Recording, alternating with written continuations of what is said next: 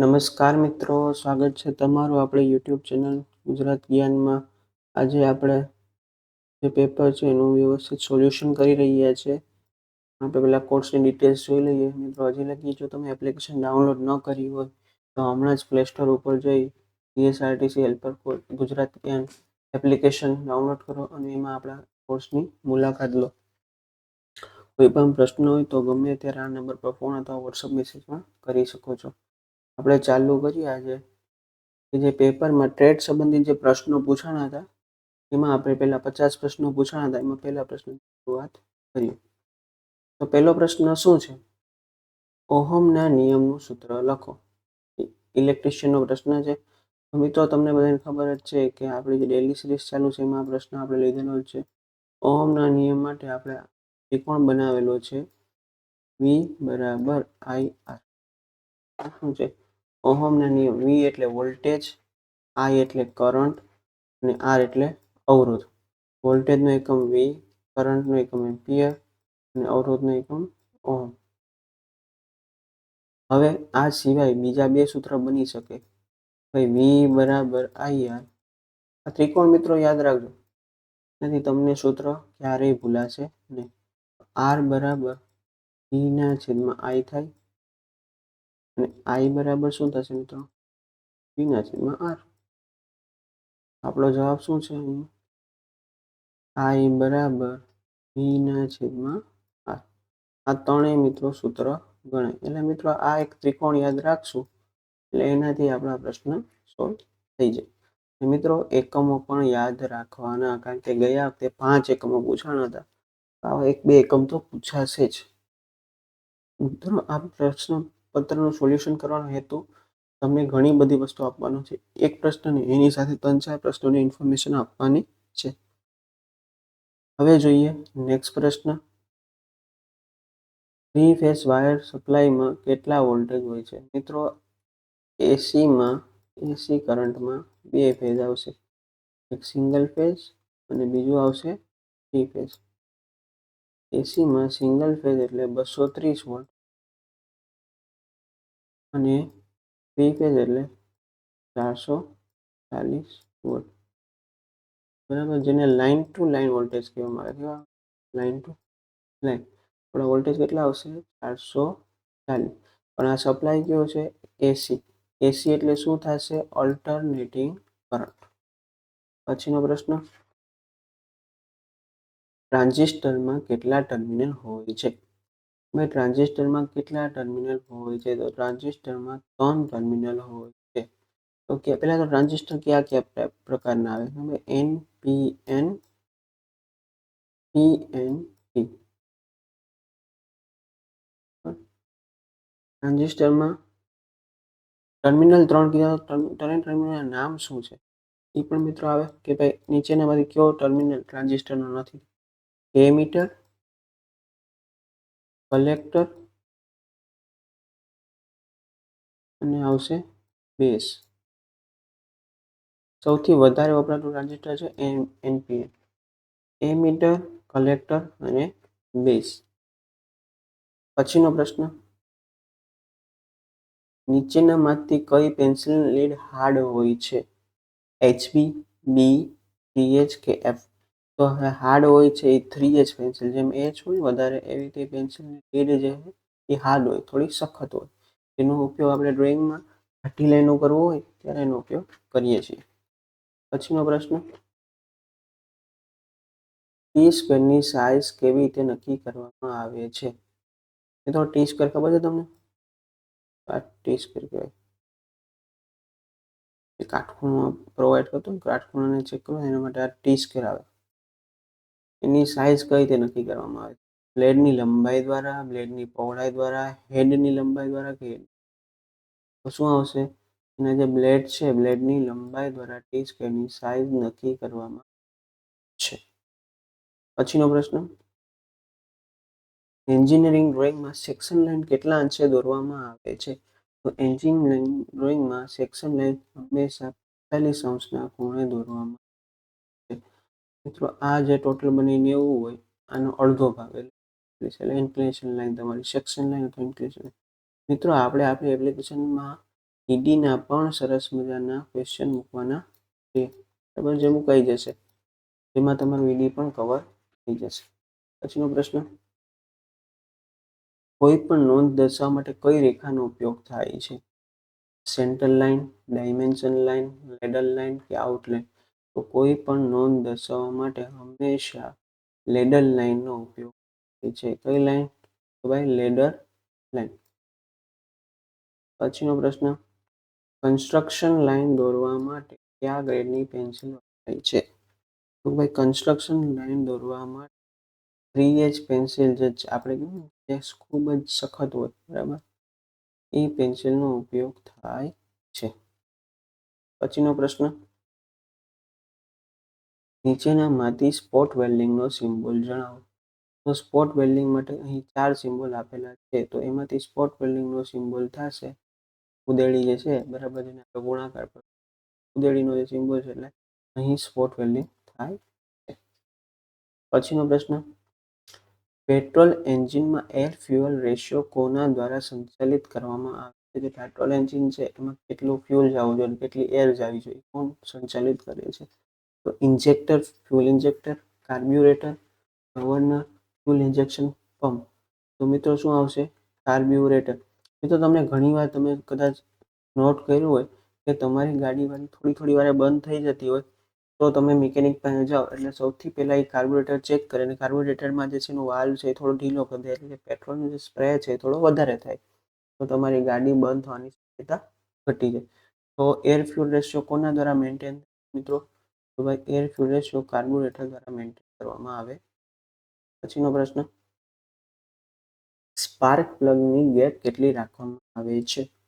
0.4 થી 0.9 mm. મિત્રો mm એટલે ખબર હોવી જોઈએ. mm એટલે આપણે શું કીધું છે? મિલીમીટર, બરાબર. મિલીમીટર એટલે 1 મીટરનો 1000મો ભાગ. કેટલા? 1 મીટરનો કેટલામો ભાગ? 1000મો ભાગ. 0.4 થી 0.9 mm, 0.2 થી 0.8 mm, 0.3 થી 0.7 mm, 0.6 થી 1.0 mm. તો શું આવશે મિત્રો? 0.3 થી 0.7 mm સ્પાર્ક પ્લગના ગેપ રાખવામાં આવે છે. સ્પાર્ક પ્લગ ગેપ કેટલો? 0.3 mm થી 0.7 mm.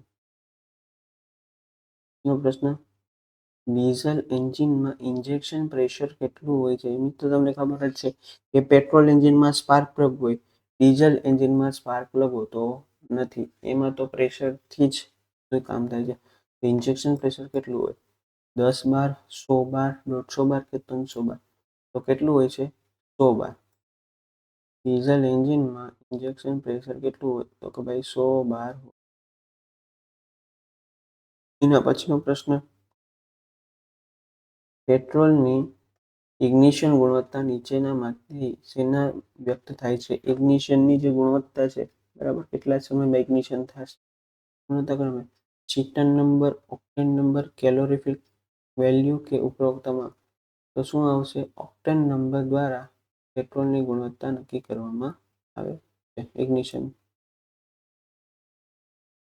મોર્સ ટેસ્ટ કેવા એન્જિન માટે કરવામાં આવે છે? મોર્સ ટેસ્ટ તો કોઈ multi cylinder engine, petrol engine, diesel engine કે ઇલેક્ટ્રિક એન્જિન? તો મોર્સ ટેસ્ટ છે જે મલ્ટી સિલિન્ડર એન્જિન કરવામાં આવે છે, કે જેમાં ઘણા બધા એન્જિન હોય, સિલિન્ડર હોય, બરાબર, એના માટે મોર્સ ટેસ્ટનો ઉપયોગ કરવામાં આવે. પછીનો પ્રશ્ન જોઈએ મિત્રો, 4 સિલિન્ડર એન્જિનની કેપેસિટી 2.4 લિટર છે, તો એક સિલિન્ડરનો સ્ટેમ્પ વોલ્યુમ નીચેનામાંથી કેટલો થાય? 400 સેન્ટીમીટરનો ક્યુબ, 200 સેન્ટીમીટરનો ક્યુબ, 1200 સેન્ટીમીટરનો ક્યુબ કે 2400 સેન્ટીમીટરનો ક્યુબ? તો મિત્રો આમાં શું જવાબ આવશે? 600. તો મિત્રો આ તમને હું દાખલો ગણાવું. સેન્ટીમીટરનો ક્યુબ, પહેલા તો 1 લિટર એટલે કેટલા થાય? 1000 સેન્ટીમીટરનો ક્યુબ. અહીં કેટલા લીટર આપેલું છે એન્જિનની કેપેસિટી? 2.4 લીટર. હવે આમાં હું બદલું તો કેટલું થાય? 2400 સેન્ટીમીટરનો ક્યુબ. હવે 4 સિલિન્ડર છે, બરાબર. 4 સિલિન્ડર માટે કેટલો છે? 2400 સેન્ટીમીટર ક્યુબ. તો એક સિલિન્ડર માટે આ રેશિયો કેટલો હોય? બરાબર, તો 2400 ગુણ્યા 1 અહીંયા કેટલા આવશે? 4, એટલે કેટલા આવશે? 600 સેન્ટીમીટર. મિત્રો,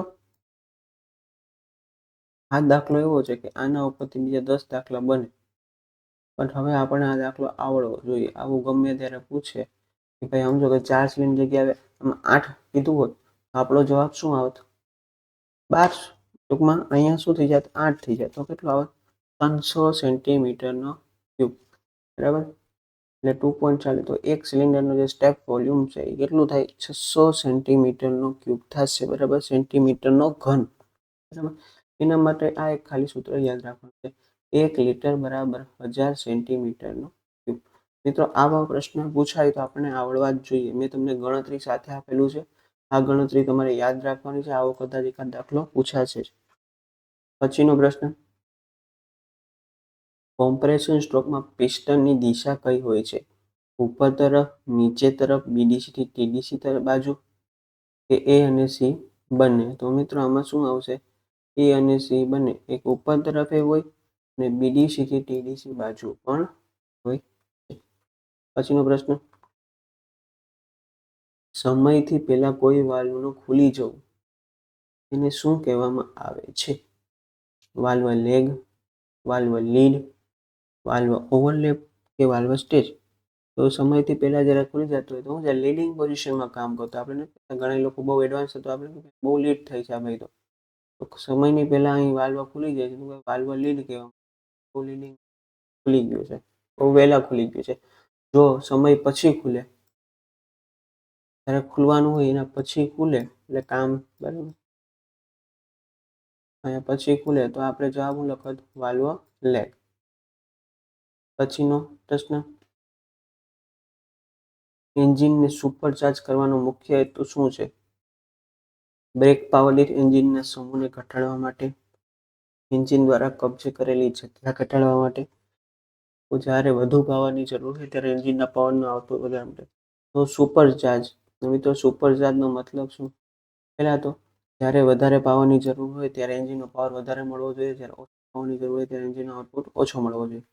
પછી એન્જિનની જે જગ્યા છે જેટલી શક્ય જગ્યા નાની થાય એટલો આપણને જ ફાયદો થાય. બરાબર, જેટલું કોમ્પેક્ટ આપણે કોમ્પેક્ટ હોય એન્જિન એટલી સ્પેસનો વધારે યુટિલાઇઝેશન થઈ જાય.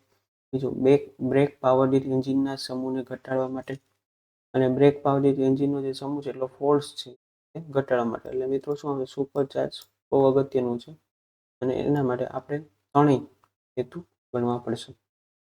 પછીનો પ્રશ્ન, ઇનલેટ વાલ્વ કયા મટીરિયલનો બનેલો છે?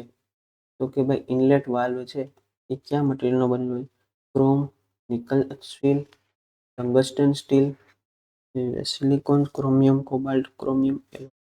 તો મિત્રો, જે ઇનલેટ વાલ્વ છે એ હંમેશા ક્રોમ અને નિકલ સ્ટીલ અને ટંગસ્ટન સ્ટીલમાંથી બનાવ છે. પછીનો પ્રશ્ન, સીસી નો મતલબ શું? મેં તમને હમણાં જ કીધું. સીસી એટલે શું થાય? ક્યુબિક. શું છે? Cubic centimetre. મિત્રો, આ ફૂલ ફોર્મ આવડવા જોઈએ, કદાચ એકાદ માર્કમાં પૂછાઈ જાય. ક્યુબિક સેન્ટીમીટર એટલે સેન્ટીમીટરનો ઘન, અને 1 લીટર બરાબર 1000 સેન્ટીમીટરનો ક્યુબ. શું આવશે? સેન્ટીમીટરનો ઘન. મિત્રો, આને સેન્ટીમીટરનો ઘન સમજ 3 ભલે નીચે છે, સેન્ટીમીટરનો ઘન. એની પછીનો પ્રશ્ન, મિત્રો આપણા કોર્સની ડિટેલ્સ આવી ગઈ છે કે જીએસઆર આપણે જ્ઞાન ગુજરાત જ્ઞાન એપ્લિકેશનમાં જીએસઆરટીસીના હેલ્પરનો કોર્સ મૂકવામાં આવેલો છે. એમાં 100 ગુણનો સંપૂર્ણ અભ્યાસક્રમ, આઈટીઆઈના 14 ટ્રેડનું સર્વશ્રેષ્ઠ મટીરિયલ, ટેસ્ટ, એન્જિનિયરિંગ ડ્રોઈંગના પ્રશ્નો પૂછાય છે તો એન્જિનિયરિંગ ડ્રોઈંગનું પણ આઈએમપી મટીરિયલ, સામાન્ય જ્ઞાન, ઇતિહાસ, ભૂગોળ, કરંટ અફેર, અંગ્રેજી વ્યાકરણ, કોમ્પ્યુટરની સંપૂર્ણ માહિતી, તમામ વિષયની ટોપિક ટેસ્ટ, બધી માહિતી તમને આમાં આપવાની છે. પ્રાઇસ છે 849 છે, બરાબર, જે ખૂબ નોર્મલ છે. અને મિત્રો આટલું ગેરંટી આપીએ છીએ કે તમારે કોઈ અન્ય સાહિત્ય, અન્ય કોઈ બુક લેવાની જરૂર છે નહીં. આટલું તમે કરશો તમારું સિલેક્શન થઈ જ જશે. તો આજે જ પ્લે સ્ટોર પર જઈ આપણી એપ્લિકેશનની મુલાકાત લો. કોર્સમાં જે ફ્રી કન્ટેન્ટ આપણું છે તે જુઓ, બરાબર. ને કાંઈ પણ પ્રશ્ન હોય તો ગમે ત્યારે ફોન અથવા વોટ્સઅપ મેસેજ કરી શકો છો. ડિટેલ્સ છે 90 810 091 95. તો પછીનો પ્રશ્ન, પિસ્ટનના કયા ભાગ ઉપર ડિફ્લેક્ટર હોય છે? ડિફ્લેક્ટર, પિસ્ટનના કયા ભાગ ઉપર ડિફ્લેક્ટર હોય છે? ક્રાઉન ઉપર, સ્કર્ટ ઉપર, પિસ્ટનના નીચેના ભાગમાં, કે ક્રાઉન અને સ્કર્ટ ઉપર બંને ઉપર આવશે? તો શું આવશે? ક્રાઉન ઉપર જે છે શું હોય? રિફ્લેક્ટર હોય છે. પિસ્ટનના જે પિસ્ટન હોય ને, જે સિલિન્ડરની અંદર આવી અપડાઉન કનેક્ટિંગ રોડ સાથે, ક્રાઉન ઉપર હું હોય? ડિફ્લેક્ટર હોય. શું હોય? ડિફ્લેક્ટર. પછીનો પ્રશ્ન, એન્જિન ઓઇલની સ્નિગ્ધતા શેના દ્વારા વ્યાખ્યાયિત કરવામાં આવે છે? એન્જિન ઓઇલ આપણે જેને વાપરીએ, કેસ્ટ્રોલ છે અને જે ફેમસ છે એ આપણે યુઝ કરીએ છીએ, એ જે કુલન્ટ તરીકે કામ કરતું એન્જિન કુલન્ટ તરીકે કામ કરતું. જો એન્જિન ઓઇલ સમયસર બદલાવવામાં ના આવે તો તમારું એન્જિન ગમે ત્યારે ચોક થઈ જાય, સ્ટોપ થઈ જાય, કારણ કે બહુ વધારે ગરમ થઈ જાય. એન્જિન ઓઇલ સમયસર બદલાવવું જોઈએ. અને એની જે સ્નિગ્ધતા છે એની આપણે આમ એકદમ તમે જોવો ને ગાળો હોય, બરાબર, ને આમ હાથમાં લ્યો એટલે તમને એમ ચોટે છે. ને કઈ રીતે વ્યાખ્યાયિત કરવામાં આવે છે? તો automatic transmission fluid, ATF, GVW, grease vehicle weight, SAE, society of automotive engineers, અને એપીઆઈ, અમેરિકન પેટ્રોલિયમ ઇન્સ્ટિટ્યૂટ. આને શેના દ્વારા વ્યાખ્યાયિત કરવામાં આવે છે? એન્જિન ઓઇલની જે સ્નિગ્ધતા છે એ એસએઈ દ્વારા વ્યાખ્યાયિત કરવામાં આવે છે. એસએઈ કોણ છે? સોસાયટી ઓફ ઓટોમેટિવ એન્જિનિયર્સની જે કમિટી જેમાં જે છે સંસ્થા, એના દ્વારા ઓઇલની સ્નિગ્ધતા છે એને વ્યાખ્યાયિત કરવામાં આવે છે, વ્યાખ્યા આપવામાં આવેલ છે. પછીનો પ્રશ્ન, નીચેનામાંથી કયું ઓઇલ મલ્ટીગ્રેડ ઓઇલ છે તેવું દર્શાવે છે? SAE 30, FPI SF, SAE 20, W50, SAE 80. તો મિત્રો આમાં શું આવશે? મલ્ટી ગ્રેડ ઓઇલ છે તો આમાં મલ્ટી વસ્તુ હોય, એટલે આમાં જવાબ શું આવશે? SAE 20, W50. પછીનો પ્રશ્ન મિત્રો, મેટ્રિક પટ્ટીમાં સ્ટીલ રૂલની લીસ્ટ કાઉન્ટ વેલ્યુ કેટલી હોય છે? લીસ્ટ કાઉન્ટ એટલે મિનિમમ, એનાથી નીચે એ માપી શકશે નહીં. 1/2 mm, 1/3 mm, 1/4 mm, 2/1 mm એટલે 2 mm. mm એટલે શું થાય મિત્રો? મિલીમીટર. તો સ્ટીલ રૂલમાં મેટ્રિક પટ્ટીમાં સ્ટીલ રૂલની લીસ્ટ કાઉન્ટ છે એ જનરલી કેટલી હોય છે? 1/2 mm, અથવા આને આમ પણ કહી શકાય કે 0.5 mm. કેટલા છે? 0.5 મિલીમીટર mm. પછીનો પ્રશ્ન જોઈએ, આંતરિક અને બાહ્ય માપને માપવા માટે વર્નિયર કેલિપર્સના કયા ભાગનો ઉપયોગ થાય છે? બીમ, સ્લાઇડિંગ યુનિટ, ફિક્સ જો, મૂવેબલ જો.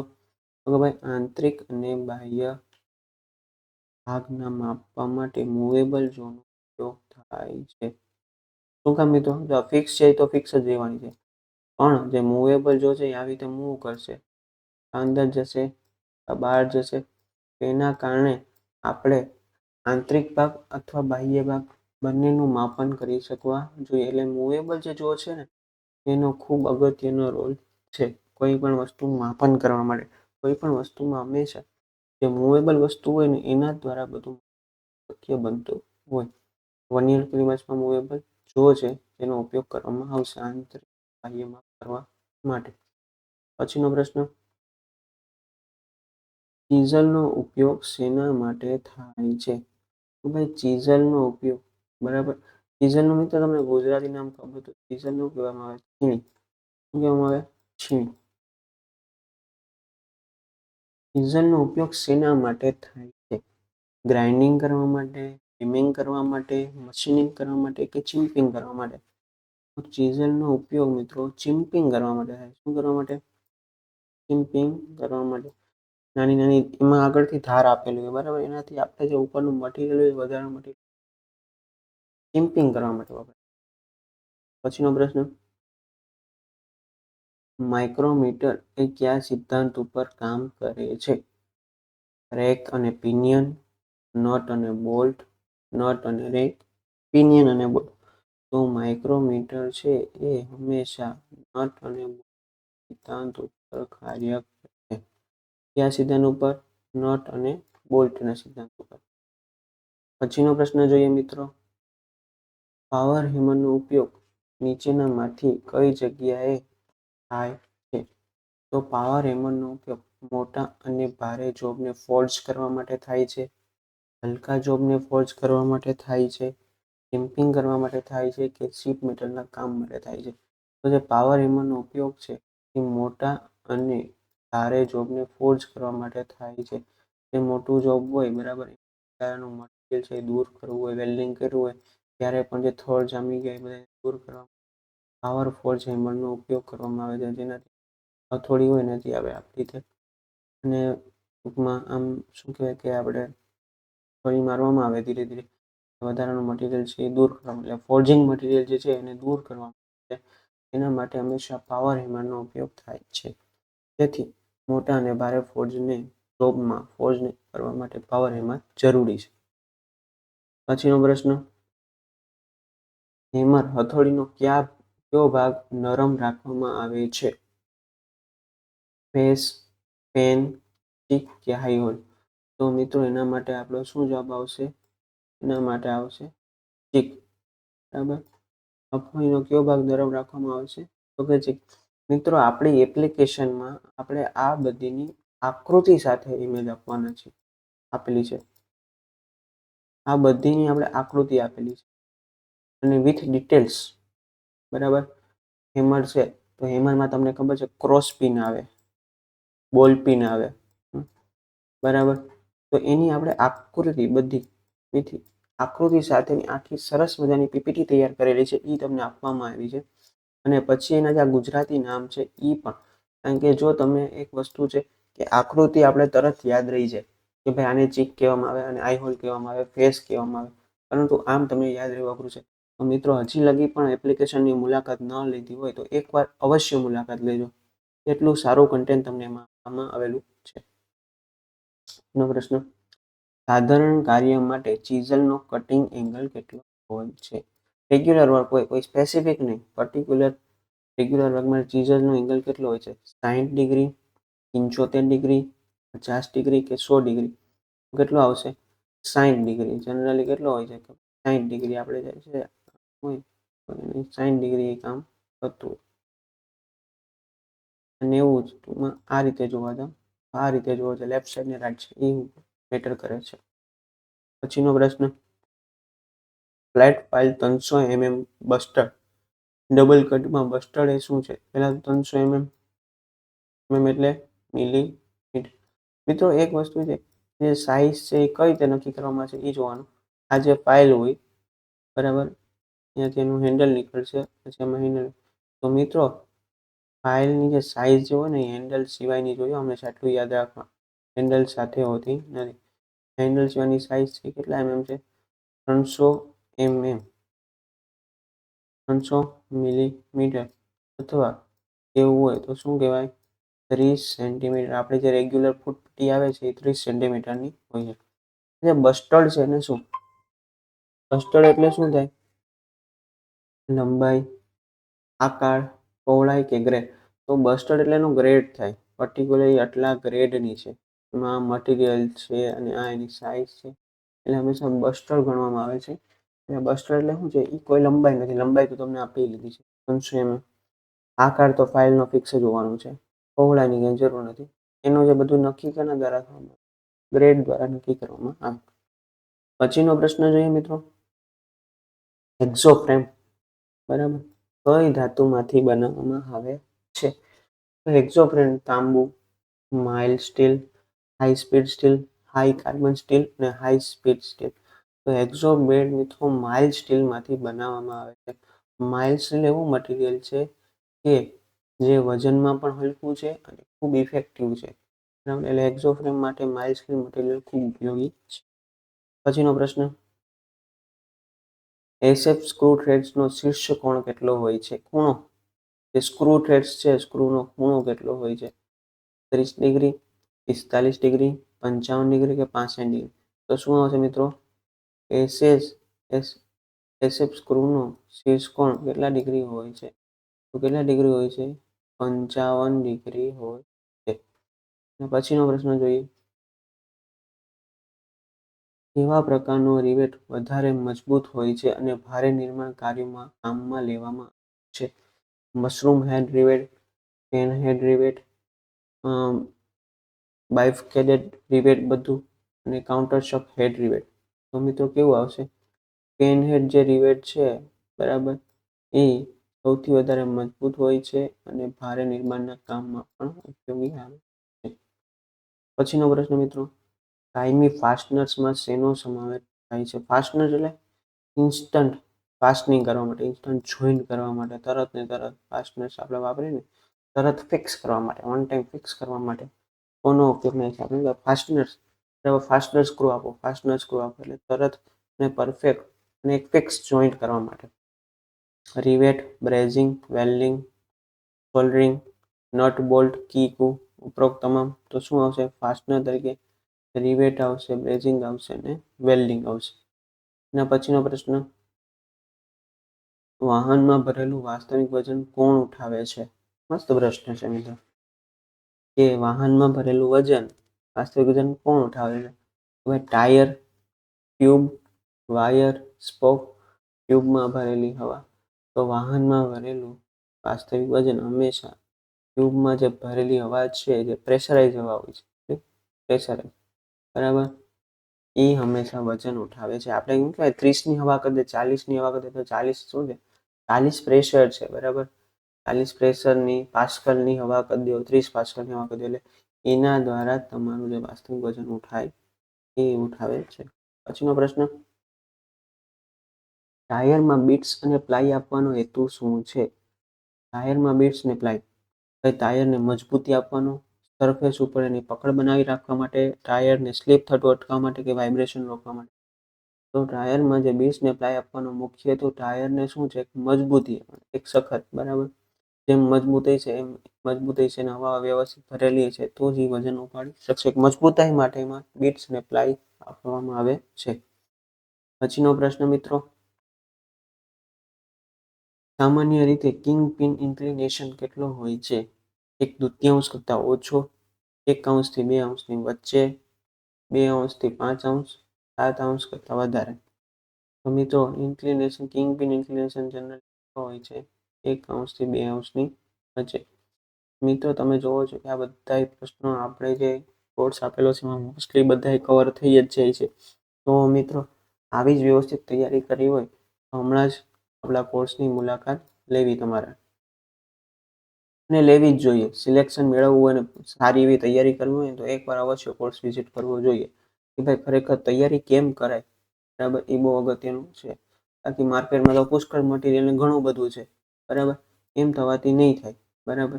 એક સચોટ તૈયારી જોઈએ, સચોટ માર્ગદર્શન જોઈએ. પછીનો પ્રશ્ન, ટ્યુબલેસ ટાયરનો ગેરફાયદો શું છે? ટ્યુબલેસ ટાયર છે એનો ગેરફાયદો શું છે? કે ભાઈ વજનમાં ભારે છે, પંચર દરમિયાન હવા ધીરેથી નીકળે છે, ટ્યુબ હોતી જ નથી, બીજું બી અને સી બંને. તો ટ્યુબલેસ ટાયરનો ગેરફાયદો એક જ છે, વજનમાં થોડું ભારે હોય છે. બાકી શું છે? ટ્યુબ તો છે નહીં, પંક્ચર દરમિયાન હવા પણ ધીરેથી નીકળે એટલે આપણો કોઈ પ્રશ્ન થાય નહીં, પંક્ચર પણ ઓછા પડે છે. ખાલી એક જ છે, એ થોડું વજનમાં હેવી હોય છે. પછીનો પ્રશ્ન, ટ્રક તથા બસના ટાયર કેટલા પ્લાયના બનેલા હોય? આપણે જે વાત થઈ હતી હમણાં, એ પ્લાય શું કામ હોય છે? મજબૂતાઈ આપવા માટે. 4 થી 6 પ્લાય, 7 થી 10 પ્લાય, 10 થી 12 પ્લાય અને 22 થી 26 પ્લાય. તો શું આવશે મિત્રો? 22 થી 26 પ્લાયના છે એ ટ્રક અને બસના ટાયરમાં પ્લાયના બનેલા હોય છે. 22 થી 26 પ્લાયના ટ્રક અને બસના ટાયર બનેલા હોય છે. પછીનો પ્રશ્ન, મિત્રો કોર્સની ડિટેલ્સ આવી ગઈ છે. ગુજરાત જ્ઞાન આપણી એપ્લિકેશન છે, એમાં જીએસઆરટીનો કોર્સ મૂકવામાં આવેલો છે. તો કોર્સની વિશેષતા શું છે? તો 100 ગુણનો સંપૂર્ણ અભ્યાસક્રમ, આઈટીઆઈના દરેક ટ્રેડનું સર્વશ્રેષ્ઠ મટીરિયલ, ટેસ્ટ, સામાન્ય જ્ઞાન, ઇતિહાસ, ભૂગોળ, બરાબર છે, કરંટ અફેર, ગુજરાતી અને અંગ્રેજી વ્યાકરણ, કોમ્પ્યુટરમાંનું પણ શું અગત્યનું મટીરિયલ, તમામ વિષયની ટોપિક ટેસ્ટ પણ મિત્રો તમને એમાં આપવામાં આવેલી છે. તો મિત્રો હજી લગી જો તમે કોર્સ વિઝિટ ન કર્યો તો એકવાર અવશ્ય કોર્સ વિઝિટ કરો. એમાં તમને ફ્રી ટેસ્ટ પણ આપવામાં આવેલી છે, ફ્રી વિડીયો પણ આપવામાં આવેલા છે. અને મિત્રો એકવાર અવશ્ય કોર્સની મુલાકાત લેજો. તમારે ખરેખર સિલેક્શન મેળવવું હોય તો આજે જ ગુજરાતની એપ્લિકેશન ડાઉનલોડ કરો. અને કોઈ પણ પ્રશ્ન હોય મિત્રો ગમે ત્યારે આ નંબર ઉપર ફોન અથવા વોટ્સઅપ મેસેજ કરી શકો છો. નંબર છે 90 810 09195. ઓકે, નવા ક્વેશ્ચન ઉપર જઈએ.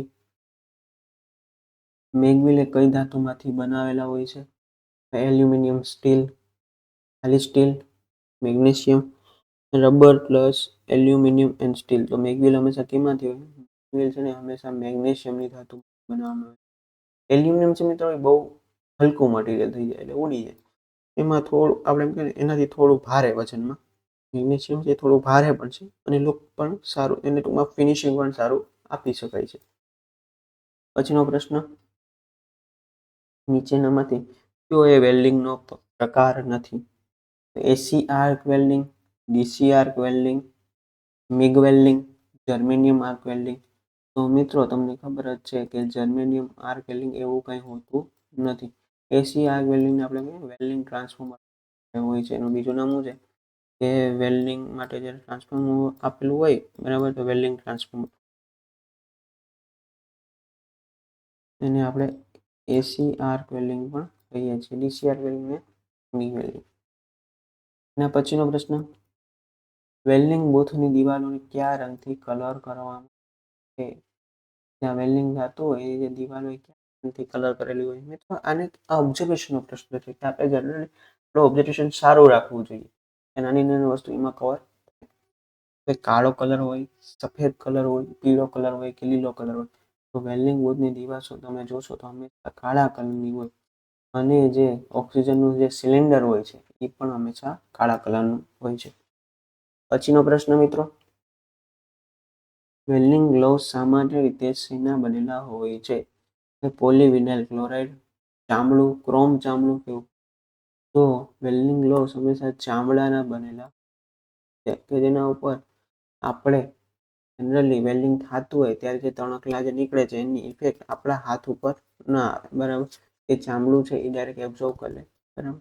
એટલે વેલ્ડિંગ ગ્લોવ્સ હંમેશા ચામડાના બનાવવામાં આવે છે. ચામડું હેવી મટીરિયલ છે, હેવી ગ્રેડ ચામડાનો ઉપયોગ કરવામાં આવે છે. પછીનો પ્રશ્ન મિત્રો, તાંબાની સોલ્ડરિંગ માટે સોલ્ડરમાં કેટલા કરતા ઘેર હોય છે? તાંબાની સોલ્ડરિંગમાં ટીન અને લેડ 50%, 60%, 40%. તો મિત્રો 40% શું હોય? એક ટીન હોય અને એક લેડ હોય. સોલ્ડરિંગમાં હોય ટીન લેડ 40% અને 60%ના રેશિયોમાં હોય. 40% અને 60%. આ સોલ્ડરિંગ એવું મટીરિયલ છે કે જેનાથી તમે નાની નાની જોઈન્ટ કરી શકો પરફેક્ટલી. ઇલેક્ટ્રિકલમાં સોલ્ડરિંગ ખૂબ અગત્યનું છે. ઇલેક્ટ્રોનિક્સમાં સોલ્ડરિંગ ખૂબ કરવામાં આવે છે કે જે નાની નાની વસ્તુ હોય એને સોલ્વ કરવામાં આવે છે એટલે એ પરફેક્ટ જોઈન્ટ થઈ જાય, જોઈન્ટ કરવા માટે. પછીનો પ્રશ્ન, સોફ્ટ સોલ્ડરિંગ કેટલા તાપમાન ઉપર કરવામાં છે? તો સોફ્ટ સોલ્ડરિંગ 450 ડિગ્રીથી વધારે તાપમાન ઉપર, 800 ડિગ્રીથી વધારે તાપમાન ઉપર, જેટલા તાપમાન ઉપર, 450 ડિગ્રીથી ઓછા તાપમાન ઉપર કે 500 ડિગ્રીના જેટલા તાપમાન ઉપર. તો સોફ્ટ સોલ્ડરિંગ હંમેશા મિત્રો સોફ્ટ છે એટલે ઓછું તાપમાન હોય. તો આમાં સૌથી ઓછું તાપમાન તમને કયું દેખાય છે? 4 ઓપ્શનમાં. પહેલી બાજુ સોફ્ટ સોલ્ડરિંગ છે, બરાબર, એટલે સોફ્ટલી કરવાનું છે, હાર્ડ સોલ્ડરિંગ નથી. એટલે ટેમ્પરેચર ઓછું જોવાનું. મને હવે એમ કહો કે આ ચારેયમાંથી કયા ઓપ્શનમાં ટેમ્પરેચર સૌથી ઓછું છે? તો ભાઈ આમ એટલે એ તમારો જવાબ. મિત્રો ઘણા પ્રશ્નો આમ પણ હોય છે કે જેમાં માત્ર તર્ક લગાડીને પણ જવાબ આપવાનો હોય છે. એના પછીનો પ્રશ્ન મિત્રો એસઆઈ યુનિટ આવી ગયા, ઇન્ટરનેશનલ સ્ટાન્ડર્ડ યુનિટ આવી ગયા. મિત્રો આ એસઆઈ યુનિટનો સરસ મજાની જે પીડીએફ છે બરાબર, જે આપણે બનાવેલી છે એ તમારા આપણે કોર્સમાં મૂકેલી છે, એની અવશ્ય તમે મુલાકાત લેજો. બરાબર, કે એસઆઈ યુનિટ પૂછાશે ને આપણે એને કઈ રીતે વ્યવસ્થિત ડિફાઇન કરેલું છે. તાપમાનનો SI unit kelvin, joule, Celsius, Fahrenheit. તો મિત્રો તાપમાન માટે હંમેશા કોને યાદ રાખવાના? Kelvin by. કેલ્વિનને હંમેશા તાપમાન માટે યાદ રાખવાના થાય. પછીનો પ્રશ્ન ફોર્સ. બરાબર, ફોર્સનો એકમ કયો છે? તો ફોર્સનો એકમ પાસ્કલ, બોયલ કે ન્યૂટન. તો ફોર્સ બળની શોધ ન્યૂટન દ્વારા થતી. ફોર્સનો એકમ શું છે? ન્યૂટન. પછીનો પ્રશ્ન મેગ્નેટિક ફ્લક્સનો એસઆઈ યુનિટ શું છે? Flux. Weber, weber by metre, weber by metre square, weber ગુણ્યા મીટર. તો શું આવશે? મેગ્નેટિક ફ્લક્સનો એસઆઈ એકમ શું આવશે? વેબર. પછીનો પ્રશ્ન રેઝિસ્ટન્સનો એકમ કયો છે મિત્રો? રેઝિસ્ટન્સનો એકમ આપણે પહેલા પણ કીધું હતું, ઓહમ, ફેરાડે, હેનરી કે વેબર. તો શું આવશે? ઓહમ. મિત્રો આ બધા જે એકમો છે ને એ બધાની પીડીએફ આપણે સરસ મજાની બનાવેલી છે. એકવાર તમે અવશ્ય મુલાકાત લેજો, જે તમને ખૂબ આઈએમપી થશે. અને પછીનો પ્રશ્ન લ્યો મિત્રો, 100 ક્વેશ્ચન પૂરા થઈ ગયા. બરાબર મિત્રો, તમને જૂનું પેપર દેખાવાનો મતલબ એમ હતો કે તમને ઇન્ફોર્મેશન મળે કે હું જે તૈયારી કરું છું એ બરાબર છે કે નહીં. એટલે આપણે આ તમને ડિટેલ્સ એટલા માટે આપેલી છે કે આને આપણે તમને શોર્ટિંગ કરીને વ્યવસ્થા આપેલું છે. તો કોઈ પણ પ્રશ્ન હોય એકવાર પહેલાં તો અવશ્ય આપણા કોર્સની મુલાકાત લો. તમને બધું મટીરિયલ 100 માર્કનો સંપૂર્ણ અભ્યાસક્રમ આઈટીનું ટોટલી તમને આમાં મળી જશે. કોઈ વસ્તુ તમારે બીજી કરવું નહીં પડે, કોઈ અન્ય સાહિત્ય પણ લેવાની જરૂર નહીં પડે. તો મિત્રો એકવાર અવશ્ય આપણા કોર્સની મુલાકાત લો. આજે એટલું રાખીએ. થેન્ક યુ મિત્રો. ફરી મળીશું. આપણી ચેનલ ઉપર જોડાયેલા રહેજો, કારણ કે ડેલી સિરીઝ પણ આપણી ચાલુ જ છે અને એમાં પણ તમારે સારામાં સારું કન્ટેન્ટ તમને મળી રહેશે. આજે એટલું રાખીએ મિત્રો. ઓકે મિત્રો, થેન્ક યુ. જય હિન્દ.